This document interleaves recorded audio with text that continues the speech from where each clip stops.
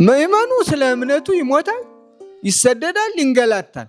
ካህኑ ደግሞ እንጀራ ፍለጋ ይንገላታል። አትስረቅ ትለዋለህ። እንዲሰርቅ ያስገደደው ምኑ ይሆን አስበዋል? ከ30 ከ40ዎች ውስጥ 3 ሰው ስለ ቤተ ክርስቲያናቸው ስለ ሃይማኖታቸው አይነግሩኝም። መስዋዕትነት ከሚቀበሉት ጋራ አብረን እንቀበል፣ መቼም ተዋጉ አንልም። እሱን የሚሉት ይበሉ። ለምን አልተናገርም ይሉኛል። አልናገርም እባካችሁ ተውኛው። ወደ ስራ እንግባ ካላችሁ እንግባ፣ እንስራ። ምን እንስራ እንበልና እንመካከር።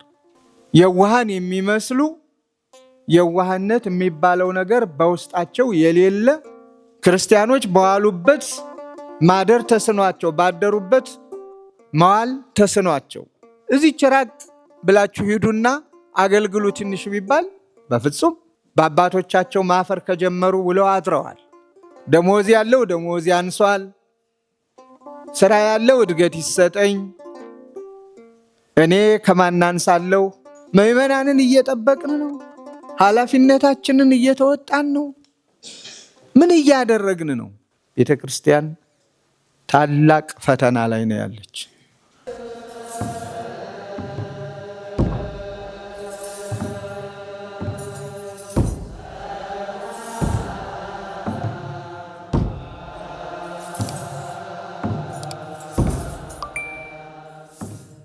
በስመ አብ ወወልድ ወመንፈስ ቅዱስ አሃዱ አምላክ አሚን።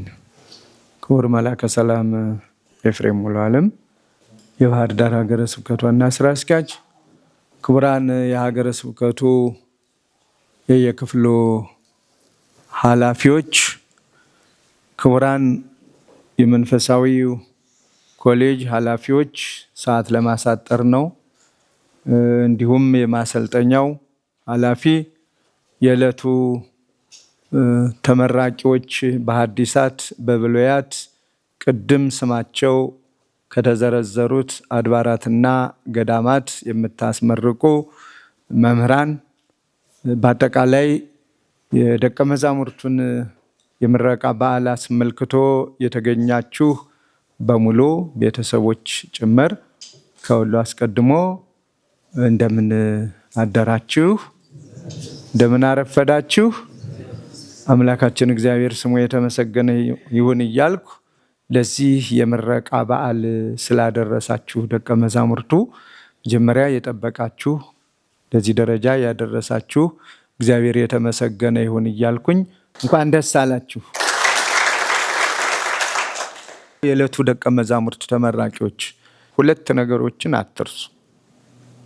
እንደ በጎች በተኩላዎች መካከል መላክን ተልእኳችሁ እንደ በጎች በተኩላዎች መካከል። ስለ በግና ተኩላ ማብራራት አይጠበቅብኝም። ስለዚህ በተኩላዎች መካከል የተገኙ በጎች እድል ፈንታቸው ምን እንደሆነ ለእናንተ አሁንም መንገር አያስፈልገኝም። ስለዚህ ብልህነት ተነግሮናል። ብልህነት፣ የዋህነት ሁለቱን በደንብ አድርጎ ሰንቆ መያዝ። ብልህነትን ከተጠቀሰው አርዌ፣ የዋህነትንም ከተጠቀሰችው የዋሂት ርግብ፣ እነዚህን ምሳሌ አድርጎ መውጣት፣ መውረድ፣ መድከም ይጠበቅባችኋል። ሌላው ሁለተኛው ከዚሁ ላይ ከተሰጠን መልእክት አንዱ ከክፉ ሰዎች ተጠበቁ ነው። ዛሬ በዘመናችን ሁለቱም ሰልጥነዋል። ክፉ ሰዎችም ክፋታቸው ጨምሯል። ክፎች የምንላቸው የክፉ ክፉዎች ሆነዋል። በጣም ክፋታቸው ጨምሯል። ተኩላዎችም በዚያው ልክ። ስለዚህ በእነዚህ በሁለቱ መካከል እስከሆነ ድረስ ስምሬታችሁ፣ ጉዟችሁ መሰናክሉ ከባድ ነው ማለት ነው። ፈተናው ከባድ ነው ማለት ነው። ለዚያውም ደግሞ በአቋሙ፣ በመልኩ፣ በጠባዩ ተኩላ ሆኖ በመጣ መልካም ነበረው፣ ግን አይደለም። የበግ ለምድ የለበሱ የተኩላ ጠባያቸውን የሰወሩ በጎችን የሚመስሉ ግን ጥፋታቸው ተኩላዎች ከሚያጠፉት በላይ የሚያጠፉ በእነዚያ መካከል ነው የምትሄዱት። አማኝ የሚመስሉ ከእምነቱ ውስጥ የሌሉ የዋሃን የሚመስሉ የዋህነት የሚባለው ነገር በውስጣቸው የሌለ እነዚያን ለማስተማር እነዚያን ለመመለስ እነዚያን ለማጽናት ስትጓዙ ከባድ ነው። ይህንን ማወቅ መገንዘብ ግድ ይላል። እስካሁን ድረስ ባሳለፋችሁት ሕይወት ከምኑም ነፃ ነበራችሁ። ረሃቡን ታግሳችሁ፣ ጥሙን ታግሳችሁ፣ እርዛቱን ታግሳችሁ፣ ደዌውን በሽታውን ታግሳችሁ ሳሊለነ ቅድስት በማለት በጠዋት በማታ ዓላማችሁ ብቻ እንዲሳካላችሁ ሁሉንም ነገር እንደምንም ሳትቆጥሩ የተማራችሁትን እየቀጸላችሁ የቀጸላችሁትን መልሳችሁ እየከለሳችሁ እግዚአብሔርን ለማገልገል ከእውቀት ወደ እውቀት ለመሸጋገር ሐሳባችሁ ይህ እና ይህ ብቻ ሆኖ ቆይታችኋል። ከዚህ በኋላ ግን እሱ አይደለም የሚጠብቃችሁ። አንድ ሰው እንደ ኗሪ የሚያስፈልጉት ነገሮች አሉ። ከመጠለያ እስከ ዕለት ጉርስና እስከ ዓመት ልብስ፣ እነዚያንም ማሰብ ሌላ ነው። እስከ ዛሬ ድረስ ያለ ሰቀቀን ተማሪም ለምኖ አመጣ፣ ራሳችሁም ለመናችሁ፣ ቤተሰብም ረዳችሁ አሳልፋችሁታል። ከዚህ በኋላ ደግሞ ራስን ለመቻል ጥረት አለ። ይሄ ራሱን የቻለ ሌላው ድካም፣ ሌላው ፈተና የሚገጥማችሁ ነው። ቤተ ክርስቲያኒቷ ሁሉን ነገር አዘጋጅታ ሁሉን ነገር አማልታ ዛሬ ስትመርቅ አንተም እዚህኛው ቦታ ግባ፣ አንተም እዚህኛው ቦታ ተመደብ፣ አንተም ይሄን ያህል ደመወዝ አግኝና አስተምር ማለት አትችልም። ብትችል በጣም ግሩምና ድንቅ ነበረ። ግን ከመጀመሪያውም ጀምሮ ቀጥሮ አላሰማራም አምላካችን መድኃኒታችን ኢየሱስ ክርስቶስም። ይሄንን እኛ ያመጣነው ነው አይደለ? ሂዱና አስተምሩ ሲል ዝም ብሎ በነፃ ነበር። በሄዳችሁበት ተመገቡ ነበረ። ያ ደግሞ አልሆነም፣ ዘመኑ አልፈቀደልንም። እንደዚያ ቢሆን እሰየ። ስለ ደሞዝ የሚጨነቅ አልነበረም በዘመነ ሐዋርያት። ስለ ማደሪያው የሚጨነቅ አልነበረም በዘመነ ሐዋርያት። ምን እበላለሁ፣ ምን እጠጣለሁ፣ የት አድራለሁ፣ የት እውላለሁ የሚል አስተሳሰብ ፈጽሞ አልነበረም። አስተሳሰቡ የእግዚአብሔርን መንጋ ማብዛት ብቻ፣ ከተኩላ መጠበቅ ብቻ፣ ሁሉንም በየዘርፋቸው ሰላም ለዚህ ቤት ብሎ ሰላሙ ተቀባይነት እስካገኘ ድረስ በዚያ ቤት አርፎ ሠርከ ኅብስት አግኝቶ የእግዚአብሔርን ቃል መግቦ ወደ እግዚአብሔር መልሶ አጥምቆ በአብ በወልድ በመንፈስ ቅዱስ ስም የእግዚአብሔር ልጅ ማድረግ ብቻ ነበረ። ዘመን አልፎ ዘመን ሲተካ ደግሞ ያ ነገር ቀረና አንድ ሰው ለዚህ ሐዋርያዊ አገልግሎት ለማሰማራት ቅጥር ግድ እያለ መጣ። ካልተቀጠረ ሐዋርያ አይደለም ማለት ነው። ካልተቀጠረ አስተማሪ አይደለም ማለት ነው።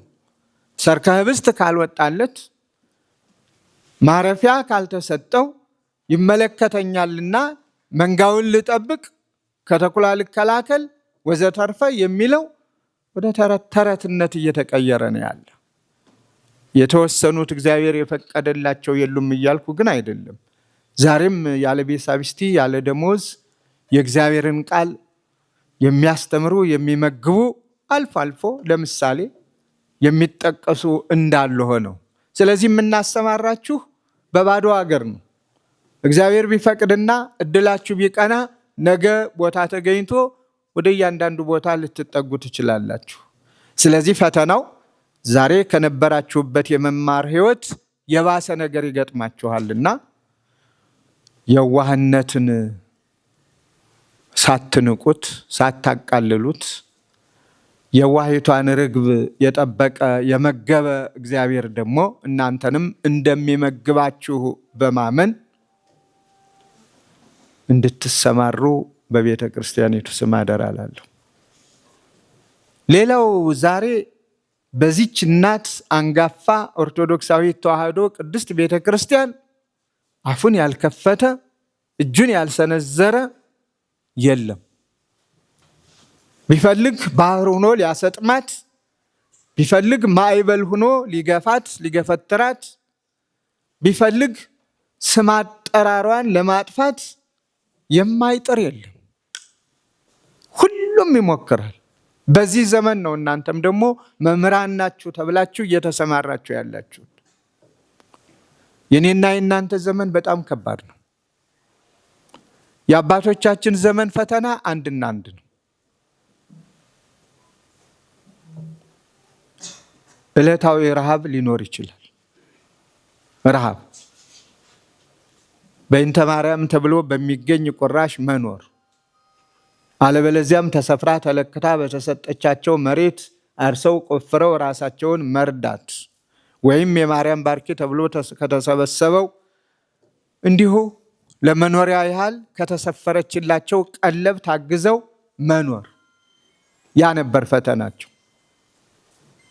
ወደ ኋላ ትንሽ መለስ ስንል ዘመነ ዲዮቅልጥያኖስን ሳላነሳ ክርስቲያኖች የተሳደዱበትን መምህራን የተገፈተሩበትን ሳላነሳ በመካከል የሆነውን ዛሬ ደግሞ የኔና የእናንተ ዘመን በአንጻሩ ለብዙዎቹ የተሻለ ኑሮ የምንኖርበት የገጠሪቷ ቤተ ክርስቲያን ትንገላታ እንጂ በተለይ በብዙ የሚቆጠሩ ካህናት በብዙ የሚቆጠሩ መምህራን በየከተማዎቹ ሻል ባሉ የገጠር ከተማዎቹም ሆነ አድባራት ገዳማት የተሻለ አኗኗር የምንኖርበት ትናንትና ለእግራቸው ጫማ ሳይኖራቸው የተመላለሱበት እሾሁም እንቅፋቱም እየወጋቸው ሌላውም እየነደፋቸው ዛሬ ደግሞ ከጫማም ጫማ አማርጠን ከዚያም አልፎ ተርፎ በተሽከርካሪ እንደፈለገ የምንሄድበት ዘመኑን አነጻጽሩት። አሁን የኔና የእናንተ ፈተናው ከበድ የሚያደርገው ምን ብዬ ልግለጸው? ሁላችንም ለዕለታዊ ኑሯችን ያደላን የመሰለበት ጩኸታችን አንዳንድ ጊዜ ይገርመኛል። በቀን ብዙ አስተናግዳለሁ፣ ሲከፋይ ደግሞ ማስተናገዱን እምተወዋለሁ። በዚያ ሁሉ መስተንግዶ ውስጥ በትንሹ 30-40 ሰው አስተናግጃለሁ ብል በአንድ ቀን ከ30 ከ40ዎቹ ውስጥ 3 ሰው ስለ ቤተ ክርስቲያናቸው ስለ ሃይማኖታቸው አይነግሩኝም።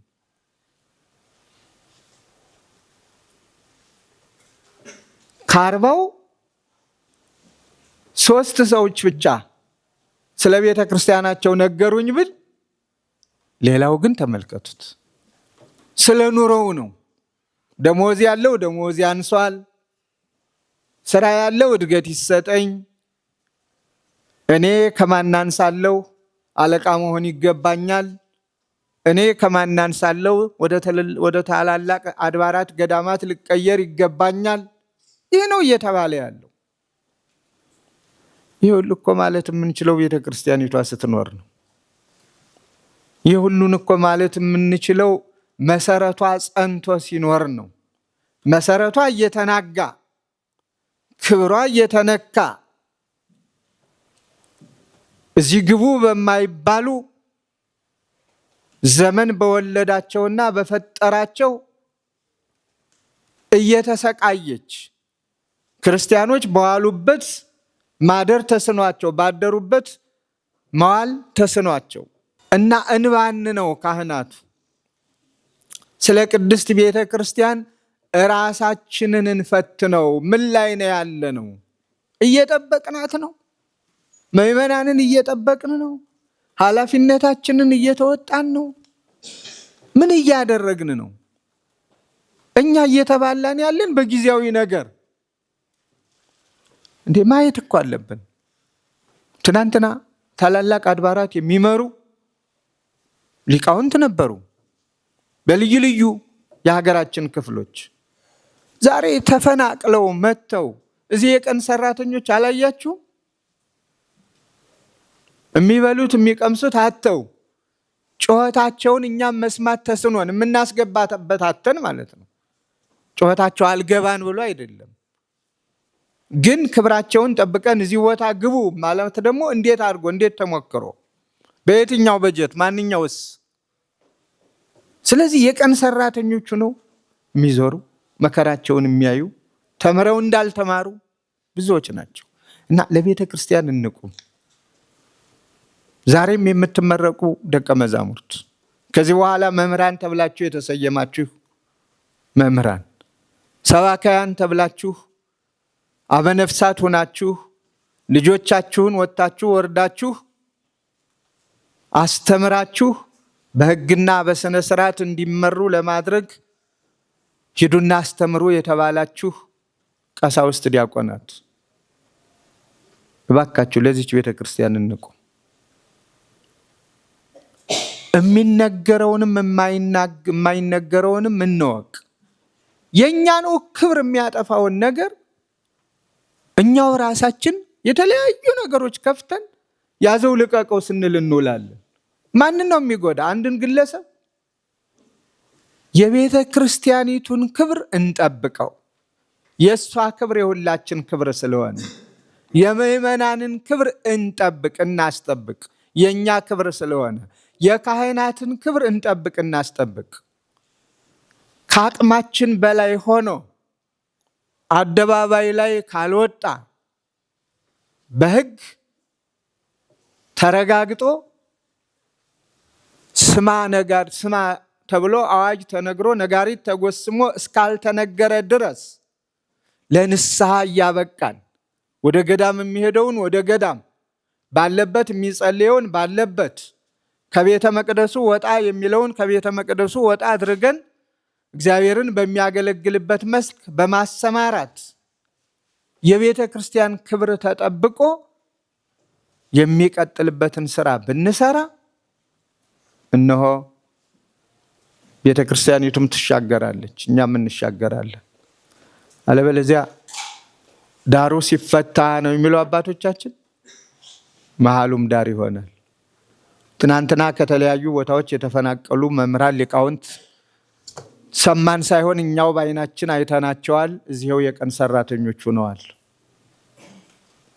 ትናንትና ራሳቸውን ችለው ሲመሩ የነበሩበት ምክንያቱም በተለያየ ምክንያት ዘመኑ ተለወጠና እኛ በቋንቋችን የሚያስተምረን በቋንቋችን የሚነግረን ነው የምንፈልግ አሉ። እውነታቸውን ነው። በቋንቋ መችስ ስንኖር እስካላወቅንላቸው ድረስ ራሳችንን አለቃ አድርገን እስከሰለጠን ድረስ ከባድ ነው። ለዚህ ነው የቋንቋን አስፈላጊነት እኮ ወሳኝ መሆኑን አምኖ ነው አይደል መጀመሪያም ያን ያህል ቋንቋ የገለጸ አምላካችን ኢየሱስ ክርስቶስ። ስለዚህ ካህናት ሁሉ ቋንቋችን ነው ብለን ማጥናት ያለብንንም ቋንቋ እያጠናን ሁሉም ነፍሳት የኛ ስለሆኑ ስለሚመለከተን ላጥና ካሉ ያጠናሉ፣ ይሸመድዳሉ። አይደለም የሀገራችንን ቋንቋዎች የባይዳንን ቋንቋዎች ተምረን ሌላ እንመልሳለን ብለን ራሳችን ከፍ እንላለን ብለን ብዙ ሙከራ እናደርጋለን። ስለዚህ አላስተማረኝም ተብሎ ተወቅሶ መባረር ሌላ ጥያቄ ነው። እያስተማረ መወቀስ ደግሞ እያስተማረ በዘር በጎጥ በምናምን ምክንያት ማድረግ ደግሞ ሌላ ጥያቄ ነው። እሱ ዘመን ያመጣው ጣጣ ይሆናል። ስለዚህ ሁሉንም በየዘርፉ ለይተን ለወገንም እንድረስ። ቤተ ክርስቲያን ታላቅ ፈተና ላይ ነው ያለች። ቁጥራችን ብዙ ነው። 73ቱ እንደው ከልብ ብትነሱ ባህር ዳር ሀገረ ስብከትን አይደለም ሌላ ተሻግራችሁ አትሄዱ። 73ቱ ልብ አድርጉ። ግን ምኞታችን ፍላጎታችን መጀመሪያ አይደለም በነፃ ገና ስራ ሳይመደቡ ስራም እንኳ እዚህ ጭራቅ ብላችሁ ሂዱና አገልግሉ ትንሽ ቢባል በፍጹም። አሁን አለቃ የምንሾመው ወተናል። ወዲሁ ቅርቡ ላይ 50-60 ኪሎ ሜትር ላይ አለቃ ለማድረግ እንኳ ተቸግረናል። የለም ከዚችው ትፃ ነፍስ የዚችው ባህር ዳር ላይ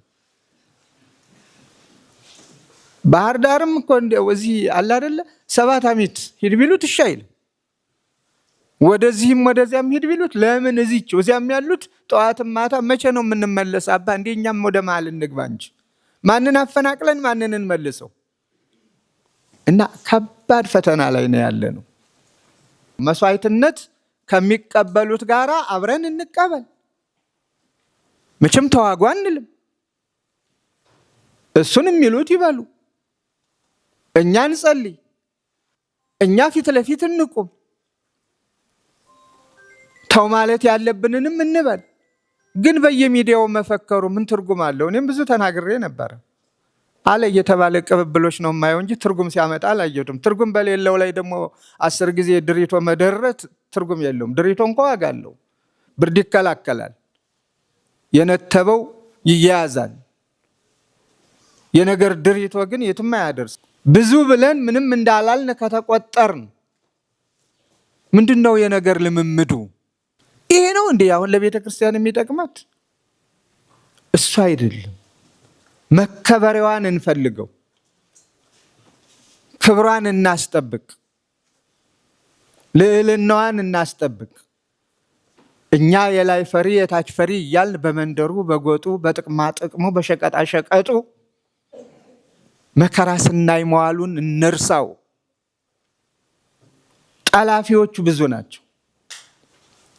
አሁን ከተኩላም በላይ ተኩላ እናንተ በምትሰማሩበት በጎ ነገራችሁን ቀርጸው በጎ ነገራችሁን ወስደው ከሚያስተምሩበት ይልቅ ብዙ ስትናገሩ አንዲት የምትተረጎም ካለች እሷን ጠልፎ ያውም የሰው ትርጉም አይደለም።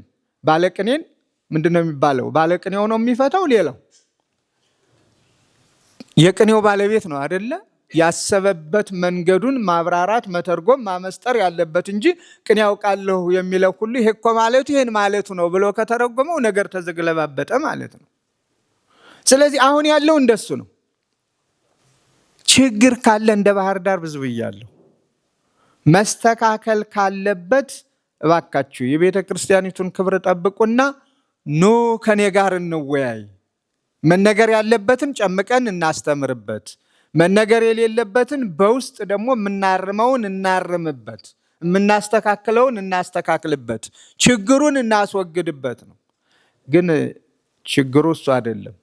የቤተ ክርስቲያኒቷን ክብር ለመጠበቅ ሳይሆን ደፋ ቀናው በምረዳው ያው የሚፈልጉትን ለማግኘት ሊበሏት ያማራቸውን አሞራ ጅግራናት ማለት የተለመደ ጠባይ ነው እና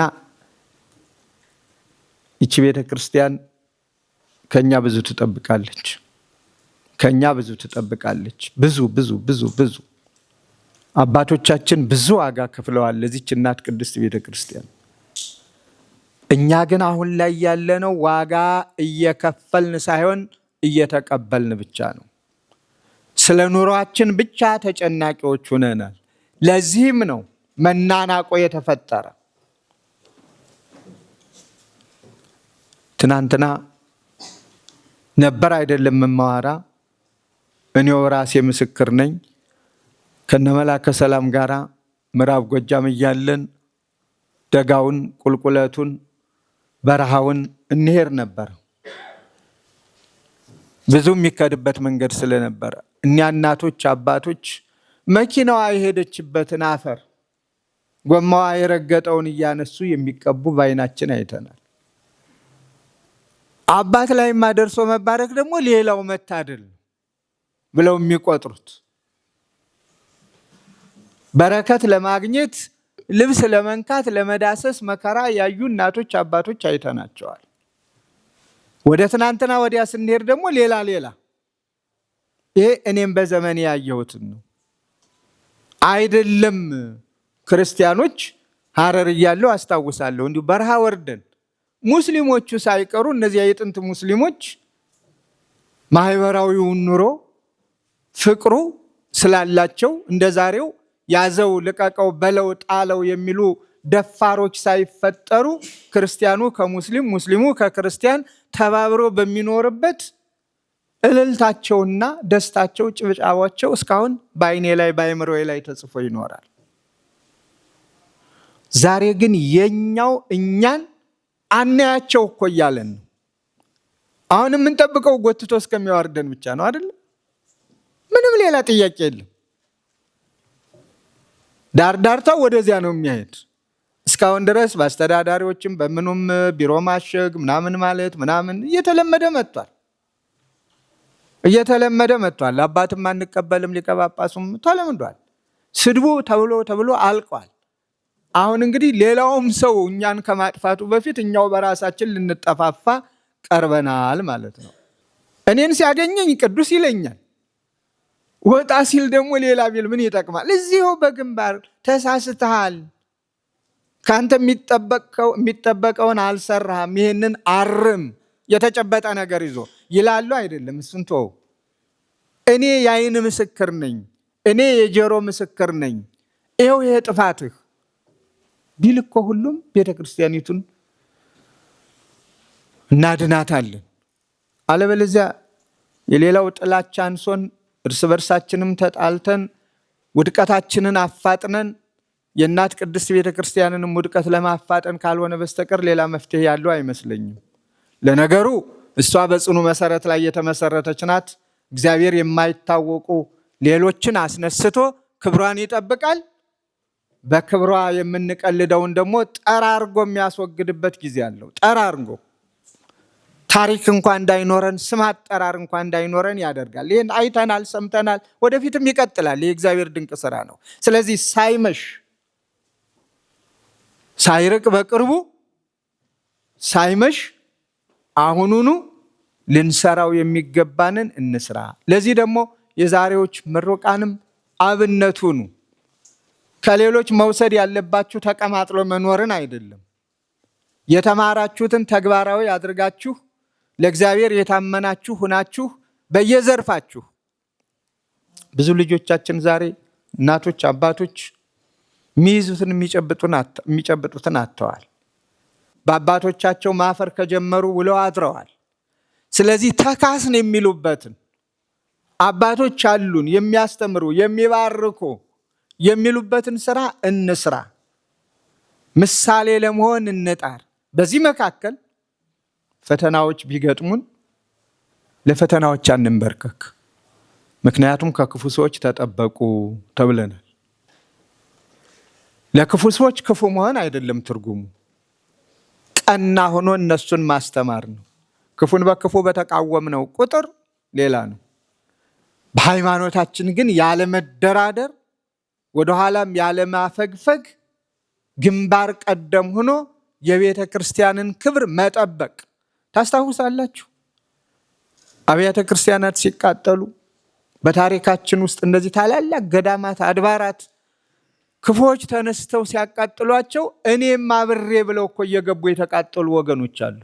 አብረው የተቃጠሉ ሰማዕትነት አይለፍህ ብለው ሌሎቹ ራሳቸውን ለመደበቅ ወደ ሌላ ሲሮጡ፣ ሌሎቹ ደግሞ ከሩቁ ሰማዕትነት ወደሚቀበሉበት እየሮጡ የሚመጡ። ለዚህ ደግሞ የእያንዳንዱ ሀገረ ስብከት ሊቀ ጳጳስ ቅድሚያውን የሚወስድበት ነው ስርዓቱ፣ አሰራሩ። እንደ ባህር ዳር ሀገረ ስብከት ከኔ ከአቅሜ በላይ ሲሆን ለሲኖዶስ ነው የማቀርበው። የአቅሜን ከካህናቱ ጋር እሮጣለሁ፣ እሰራለሁ። ከዚያ በኋላ ደግሞ ሲኖዶሱ ይድረስ ብዬ አቀርባለሁ። ሌላውም እንደዚያው። ከዚያ ሲኖዶስ ደግሞ አብሮ መከራውን በመቀበል ኃላፊነቱን መወጣት የጋራ ውሳኔው ይሆናል። የየጎጥ አርበኛ እንውጣ ካልን ግን መከፋፈልን ነው የሚያመጣ። የየክፍል ጀግና እንውጣ ካልን አደገኛ ነው። ሰንሰለቱን ጠብቆ መዋቅሩን ጠብቆ ልንሰራ የሚገባውን ምዕመናን ከላይ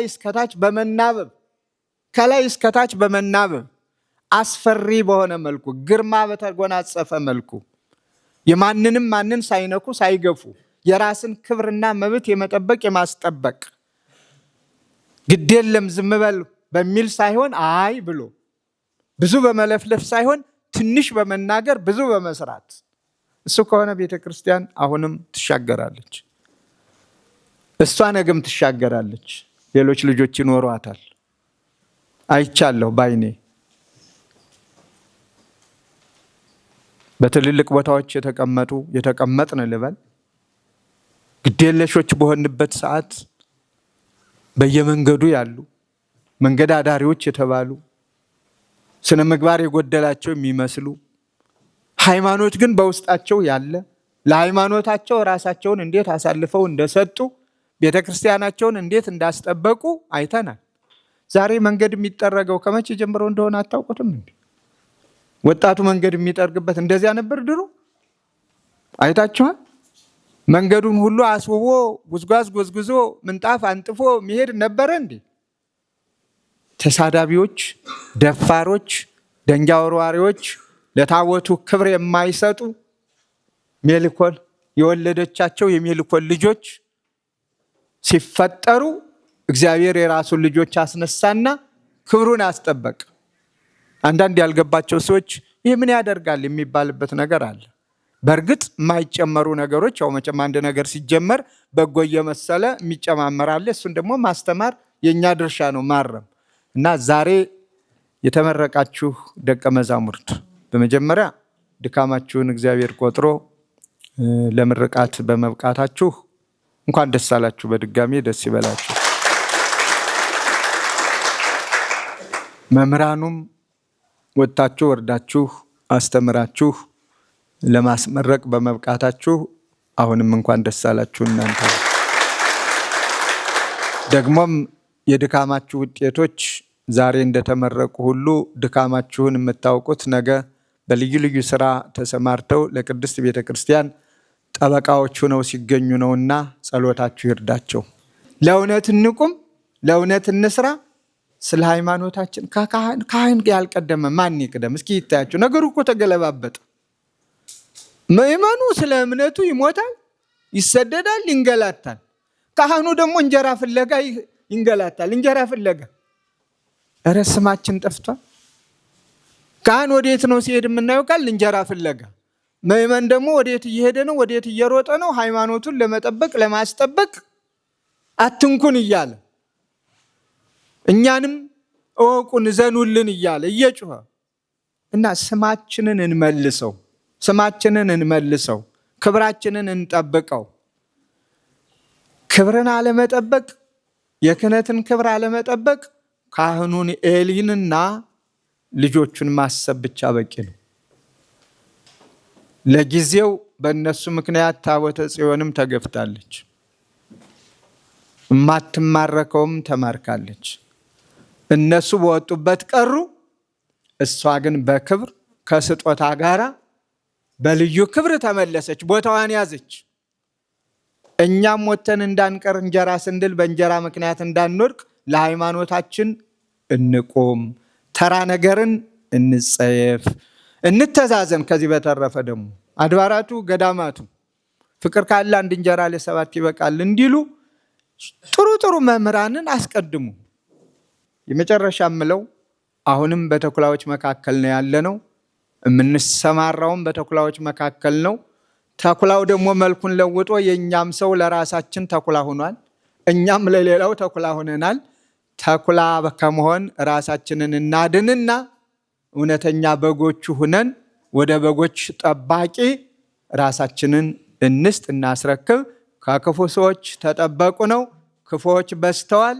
ባልዋላችሁበት የሚያውሉ ያልሰራችሁትን ሰሩ የሚሉ ያላደረጋችሁትን አደረጉ የሚሉ።